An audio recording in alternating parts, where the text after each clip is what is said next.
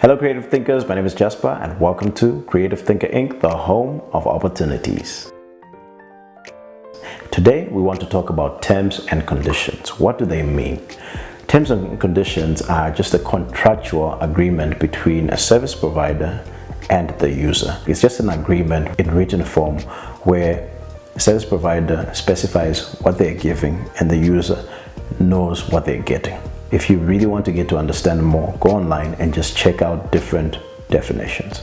But why is this important to know, especially when you do business? For example, we always notice that there are always terms and conditions on an actual contract paper, and we always know that there are terms and conditions online. So normally I have this problem where, they give you terms and conditions and you see it in fine print and you don't read it and just go say okay.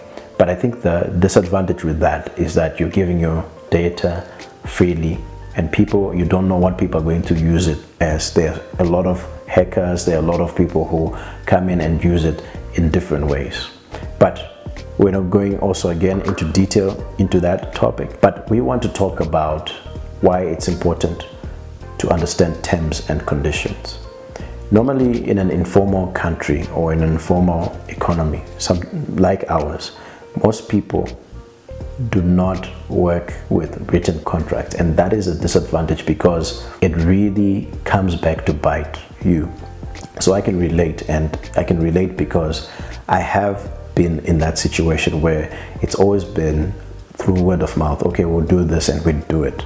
But sometimes the disadvantage is that as a service provider, for example, me as a photographer, I can do a shoot for a client, and a client will probably expect their photos by that time or the next few hours. But as a service provider, that if you want to really retouch the photo and really make it look nice, it'll take maybe a day or two, but the client might not understand it. But because you would not have communicated earlier on, you would not have put it on paper and have communicated, and that might actually cause a rift between you and the client. So that is why it's important to know your terms and conditions before you get into any project or before you get into any work, because it might mean it's a waste of time, but it protects both of you, the user and the service provider. So take note that in your business, you make sure that you put down your contracts, you put down the terms and conditions so that it works in your favor, the service provider and also the user.